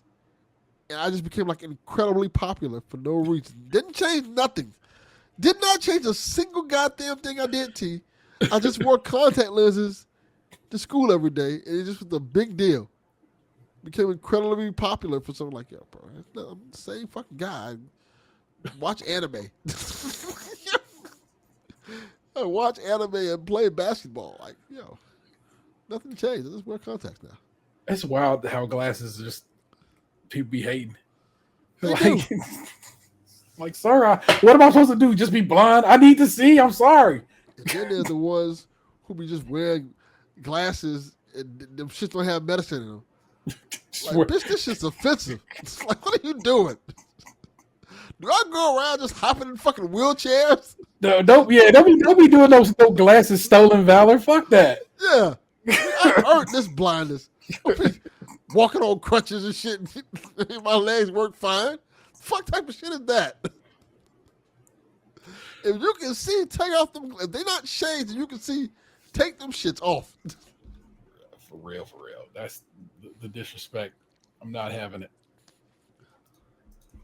Take that Many down. people do. Walk around here with they stolen glasses, Valor. Some of them glasses don't even got no fucking lenses in them. Fuck y'all doing? The disrespect. This nonsense.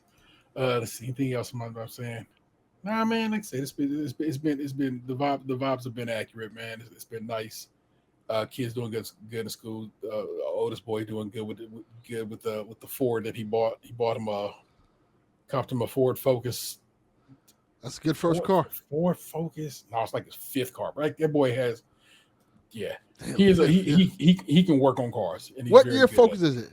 It's 2003 Ford Focus Oh, we got that. SVT, The classic. which they only made 7,500 of. He always tells me And he goes, Ford was being wild and being silly and put a race car engine inside of a Focus. And it was his dream car for the longest. And he finally found one at a price he was happy with. And he got it home. And then like maybe 3 days after he got home, he's like, oh, that wheel bearing is fucked. I can't drive it. So then like the next paycheck he got, he went out, ordered the wheel bearing, got it home, was working on it in my driveway one day. And then he just was like, he came in the house so frustrated and like, I'm just gonna go to lay down, Dad. I'm like, all right, I'm sorry, man, it's good. And maybe 10 minutes passed. All of a sudden, he like, I thought of something, and I'm like, that's my boy. And then he got the wheel bearing situation fixed. And then I talked about this last week. Something else went wrong, and he was like, can you go give me this car part? I gotta go I'm going to this concert with my girlfriend and stuff. I'm like, yeah, I got you. I get the car part. He came home from that concert. Also, I gotta tell y'all, he said he was so mad about the concert. He was going to see this dude. I forgot who he was going to see. And he goes, that show was supposed to start at 7. He goes, it was like 10:15 and that dude still hadn't came out. And I was like, fuck it, I'm leaving. I was like, oh no. So welcome to concerts. Yeah. You must have been going to see Lauryn Hill. Nah, I forgot who dude's name was. He told me what it was. There's some dude who has in the past performed with Kanye.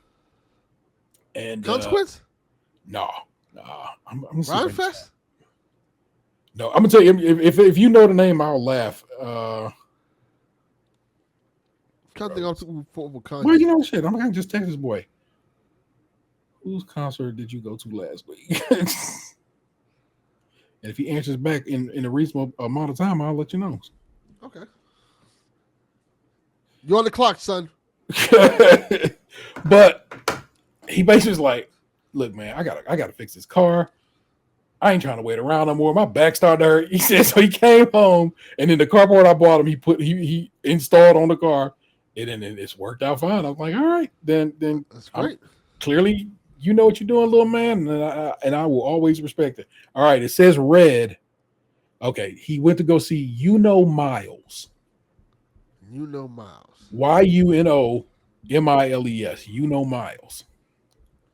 Who he never got to see because he left before Miles to make his way to the stage. Oh, okay. I've never heard of this guy. Yeah, so that's just, and he was even more mad because he bought tickets when they initially went on sale and it was like $50. And by the time the night of the show came around, they was $20 at the door.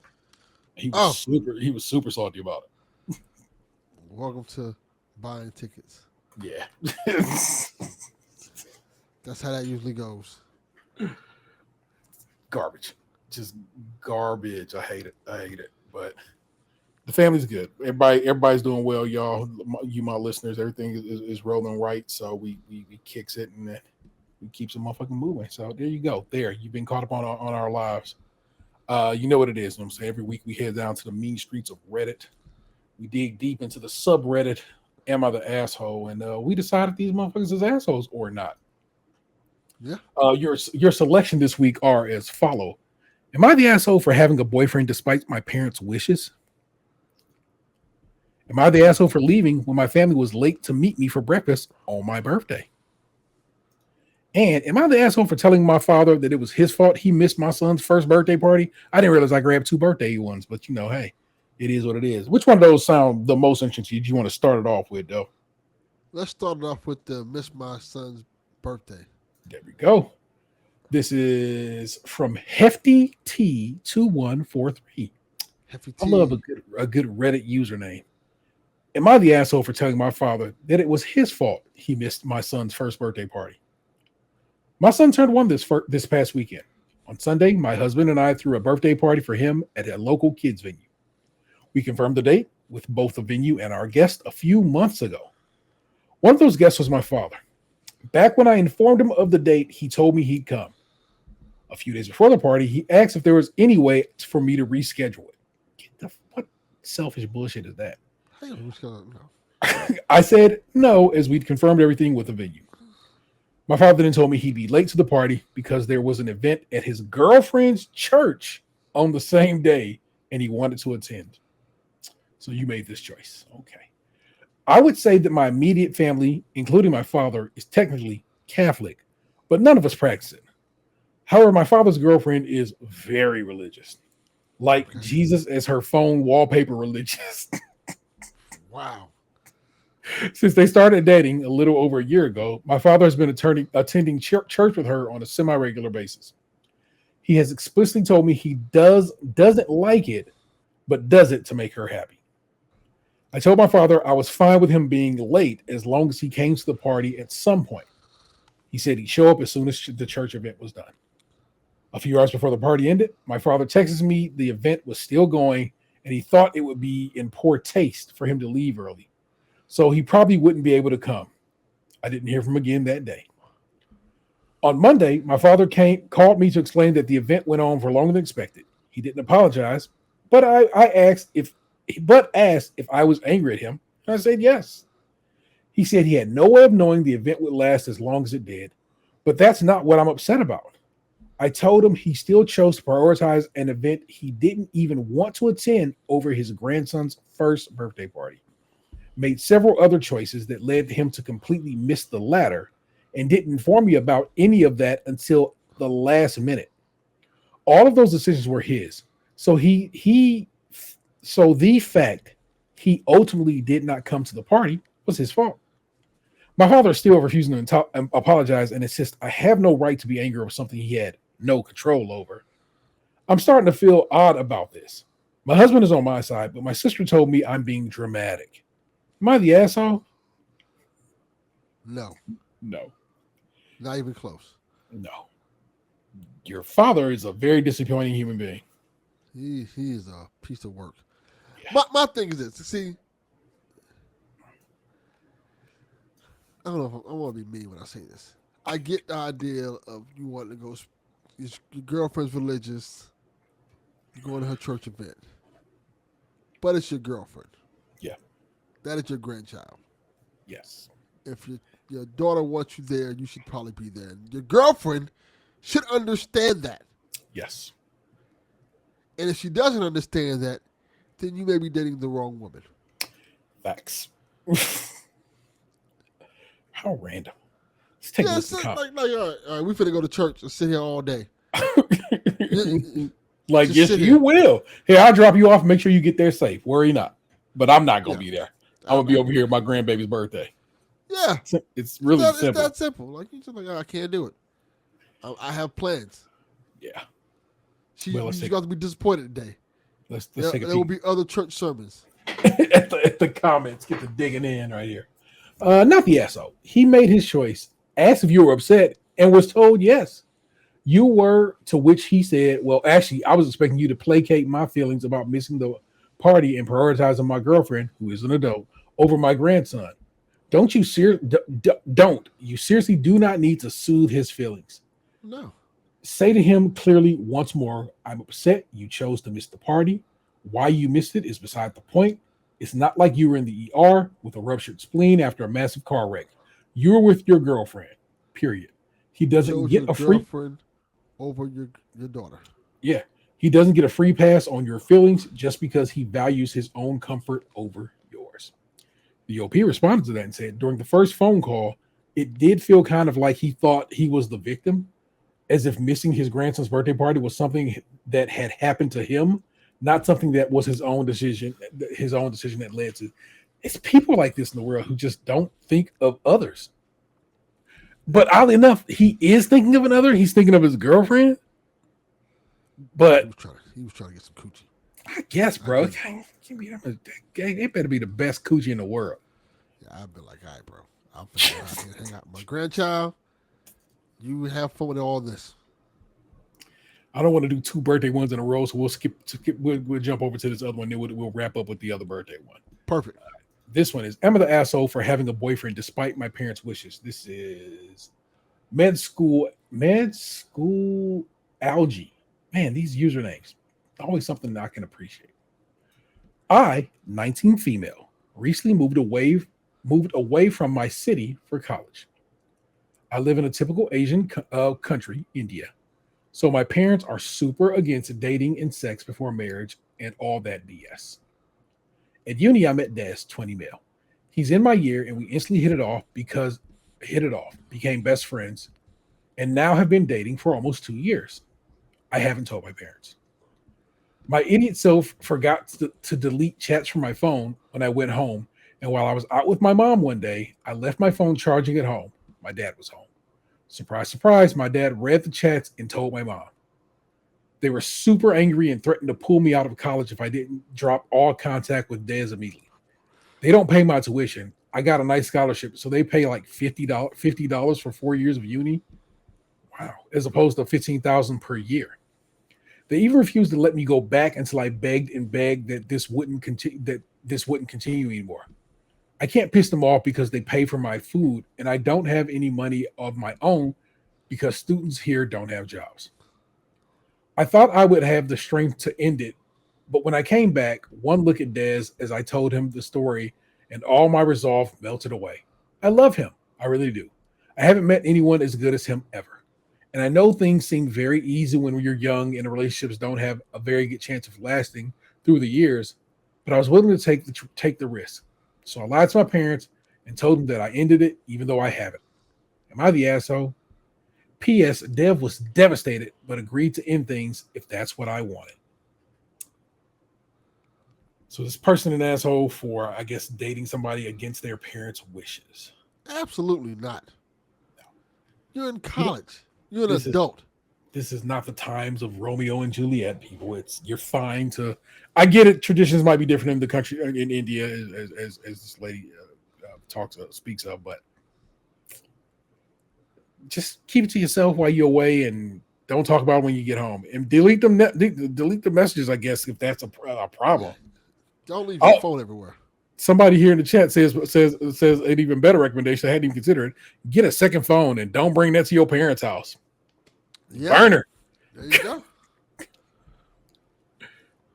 go. I'm sorry, but did you read the post? Or the OP respond to that? I have no money except for what my parents give me, and they track all of my expenses. And then somebody responds to that and says, a burner phone is like $15. Go donate plasma if you need to. Yeah. Or you have a boyfriend. Hey, Facts. buy me a burner phone. Yes. It's $15. Yeah. Yeah. That is the God's honest truth right there. Yeah. Everybody says they're not the asshole, and I fully agree. You're not the asshole. Your parents parents just don't understand. Yeah. It has always been the way and remains as such.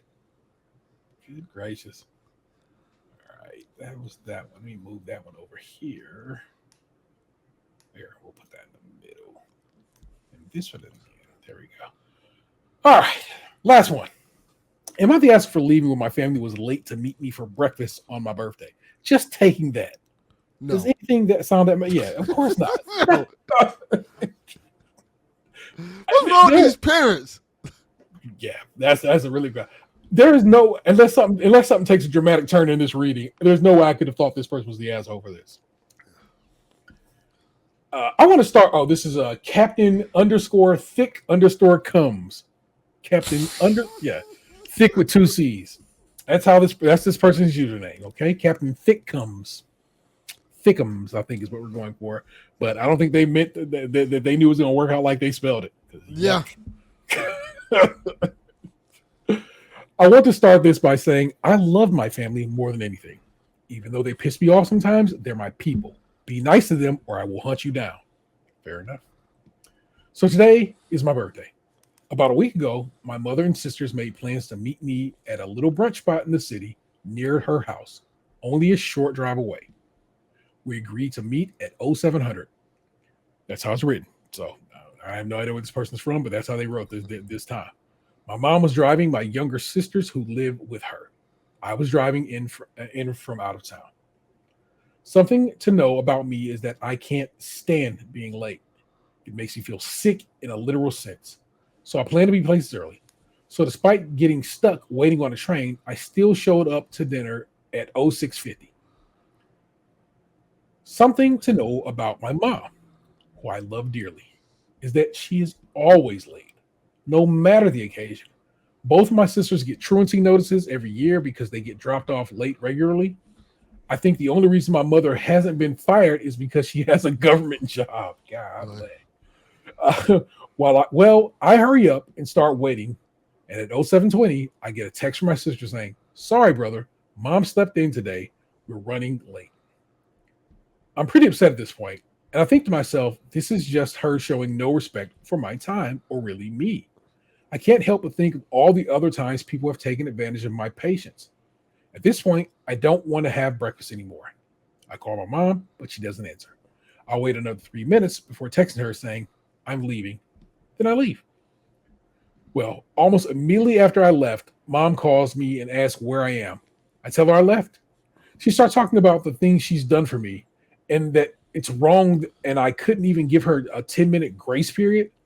I say, "Oh, I see. I'm the asshole here." And I hang up. I know arguments are pointless because nobody changes their mind. Well, I haven't heard from my mother, but my little sisters are upset with me. I do feel bad about that. They're truly innocent, just in a bad position. I wish I was stronger for them. Well, all could well. Oh, I wish I was stronger for them. We all could have had a good morning. So, am I the asshole for this one? Should I have waited or gone back after leaving? No. Let me ask the question. Let me ask the caveat. All right. How long did she have to wait for? Was it a 10-minute wait?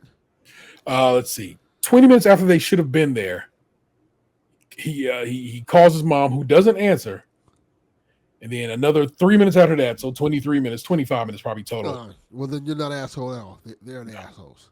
Yeah. It's your birthday, and they don't have the courtesy to be on time. Like, come on. Yeah, I would never. Yeah, ain't no way. And maybe I'm speaking because that's a pet peeve of mine. Like, if you say a certain time, don't have me sitting out there waiting for you 30 minutes. I'm great. On the show I did by myself a couple weeks back, I talked about how I read an article that basically says people who are late all the time are basically super hopeful people. Like literally, they're like they are optimistic people because they are, of course, optimistic that they won't be late, even though they're not doing anything to make it so they won't be late. Their optimism is just a lie to themselves. I guess that why that book Obama made calls The Audacity of Hope. Bitch, you are hoping the wrong spot, bro. I hate people like that. It was my children being in band, where they were always told to basically being on time was being late, that kind of course corrected me in life, because it's not that I was always late, but I in my mind I'd be like, I can get anywhere in this city in X amount of time, but it's like, no, I don't need to be there on time. I need to be there 15 minutes ahead of that. Yeah. And once that kind of became the vision, I got better at saying, okay, let's leave at this time to get here by that time. And so that came in due course. And it's a common courtesy. It is. And maybe these people don't recognize that. My kid's grandma, their mom's mom, constantly has to have her clocks in her house set at a different time, so she gets places on time. Still doesn't get there on time, mind you. And I'm like, you know that clock's lying to you. So is it actually doing anything for you? Unless you just forget that you set that clock 10 minutes ahead or behind or whatever. It's like, that's the thing old people like to do. Yeah. That is 100% an old people thing. They like to set the clocks 10 minutes back. Like, that doesn't change what the time was. It's not like you gained 10 minutes doing that shit.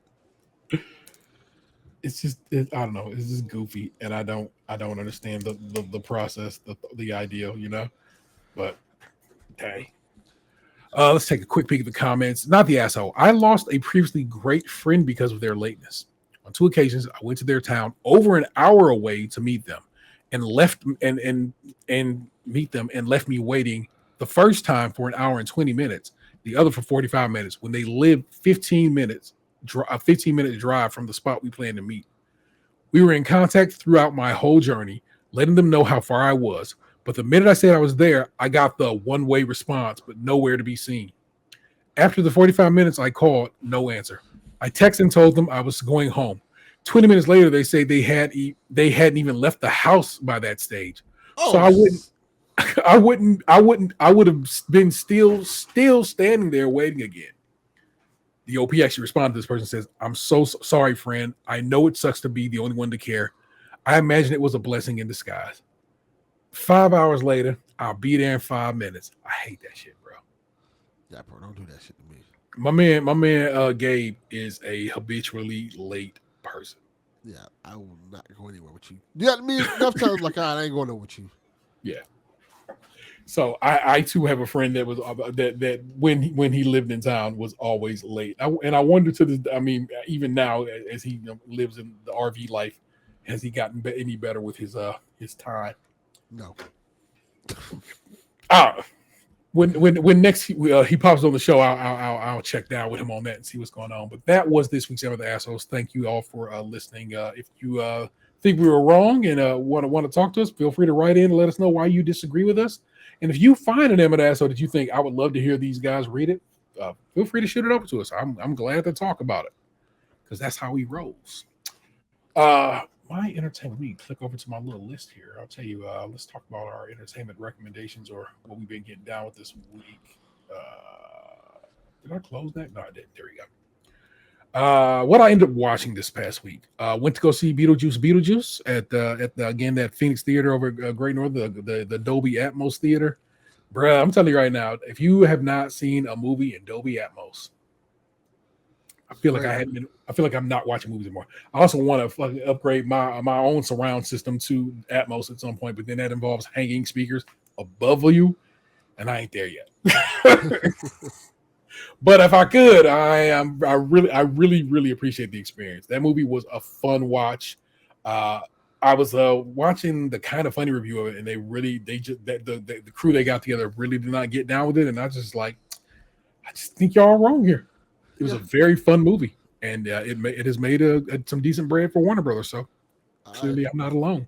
I have realized I may have outgrown that group or outaged them, which sucks. I like that group a lot.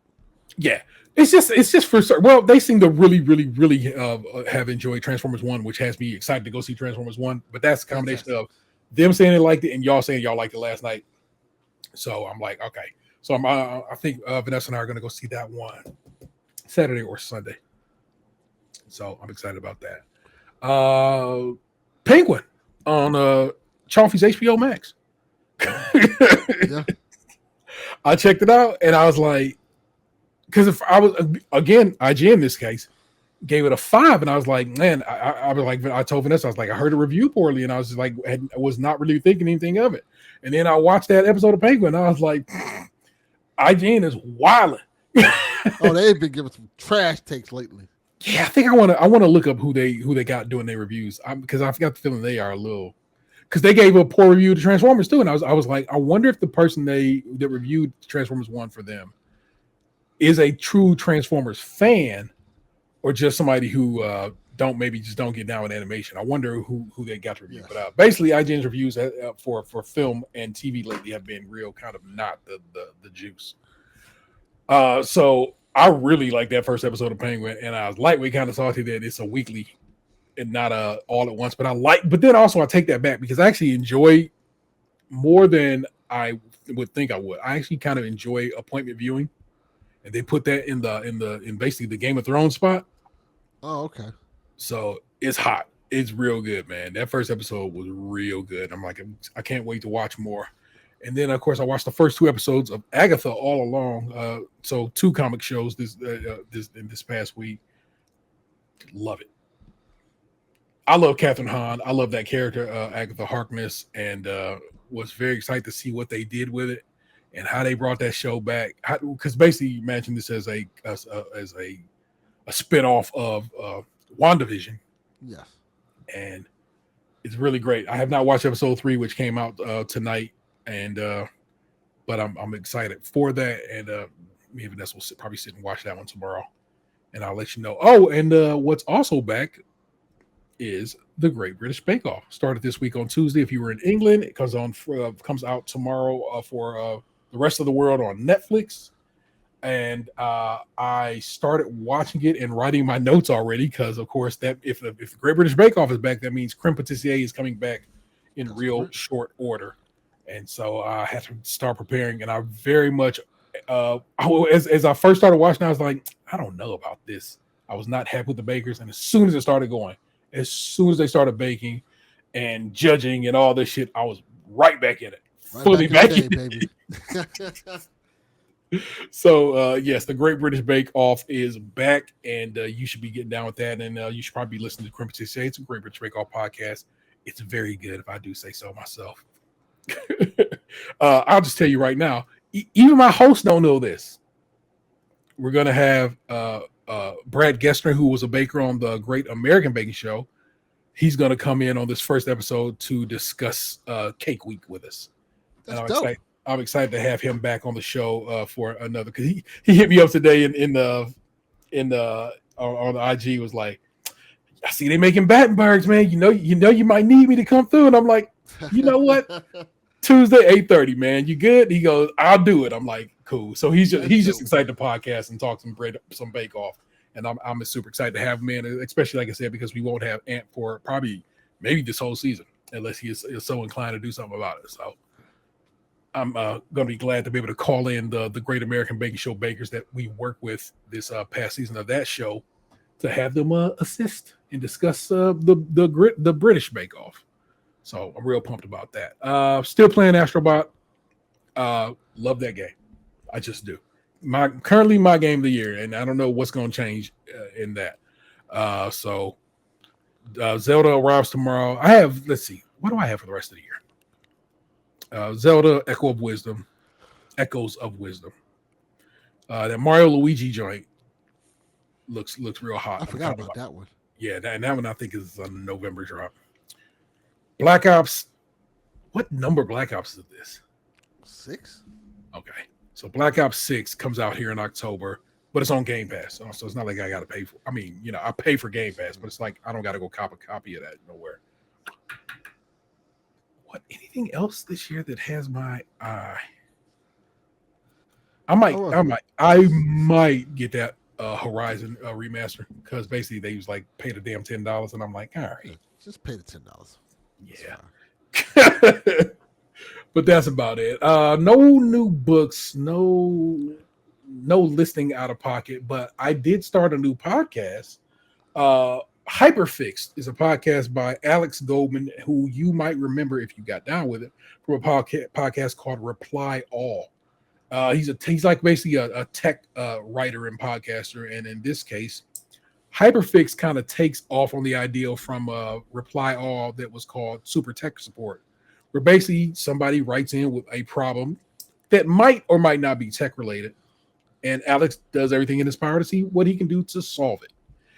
But what he came to the conclusion of, because like I said, he's basically doing this independently, is that if he can't solve it, he basically asks the people, what's the best, plan B for you? And they made 2 episodes, and he said consider those to be pilots to kind of get a feel for what the show should be. And he said they're coming back in full force to do it every other week in November. So I'm excited for more of that. Hyperfix. It's available everywhere you get podcasts at, and I would tell you to give it a listen. It's very fun. The first 2 episodes. The first one was helping a person who was scared to drive. Was one of them, and the other one was, what was the other episode of Hyperfix? These first 2. Let's see if I can pull it up right quick.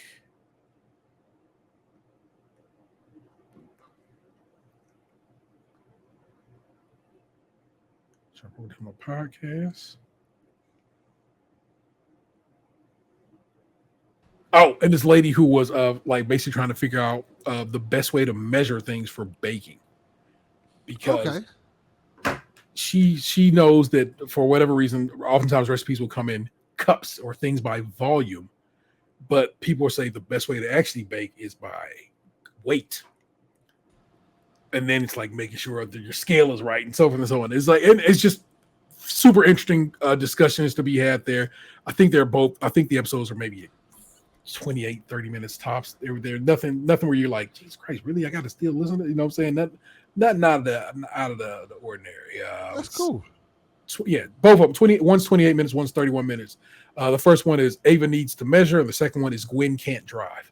And like I said, they were both really good ideals. And I think it's a sound ideal for a podcast. And I loved Alex Goldman on Reply All. I hate that first Gimlet and then they became a Spotify original, basically kind of pulled the plug on them.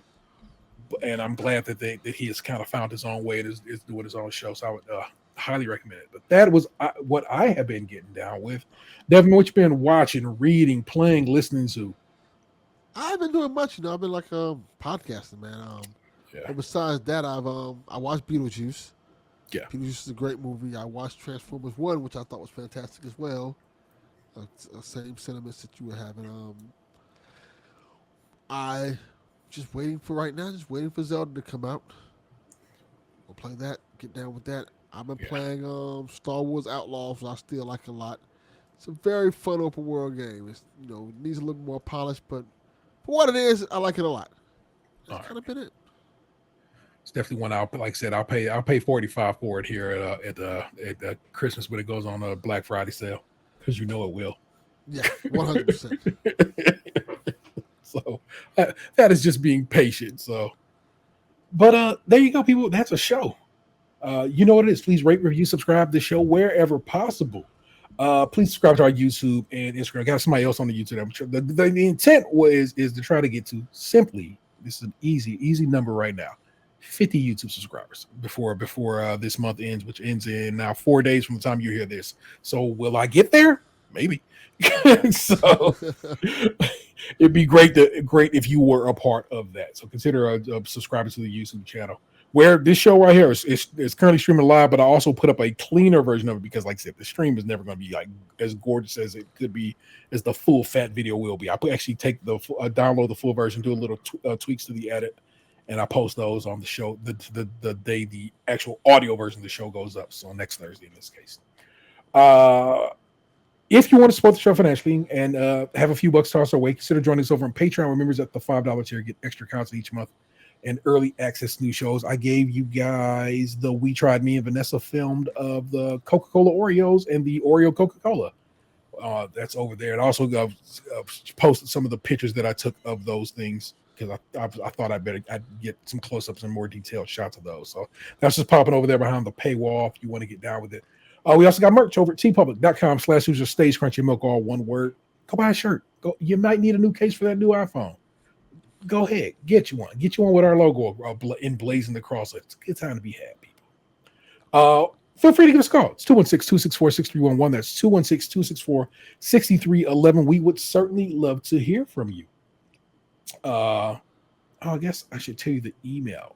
It dawns on me, like I said, I used to have that at the beginning of the show, but it's not there anymore because the way the intro works on this platform. So it's a little different, yeah. If you want to write to us, you're saying you think you want to get down with it, it's podcast at stagecrunchyandmilk.com. It's real breezy to get to. I got to make sure I add that to my show notes, that I should tell y'all how to get a hold of us via the emails.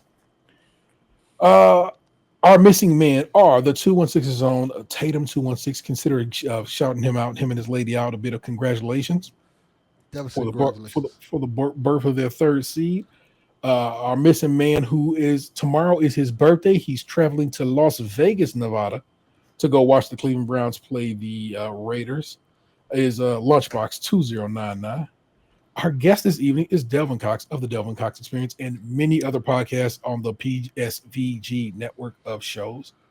Delvin, man, where should the people get you the most? Usually on Twitter at Delvin_Cox. You check me out there. Check out the Delvin Cox Experience anywhere you get podcasts. And I guess if you want a little different taste of things, go check out Justice League Mortal, where I play John Stewart Green Lantern. Yeah, that's happening. My man does that kind. I'm telling y'all, bro, Delvin, a busy man. Man. Plus, still got a day job. Still got kids and a lady and dogs that he got to take care of. All of that in addition to this. Exactly. Just point out to you, he's a good guy. You should be fucking with him. Well, don't be fucking with him, because this lady will come up and show up on your ass. Don't get it twisted. She will. it can be a problem if you make it one, okay? So just don't do that to yourself. I, of course, am the Internet Table 713. Don't make me push you into traffic. We'll see you next time. Peace. Peace. What happened to your ass? It used to be beautiful.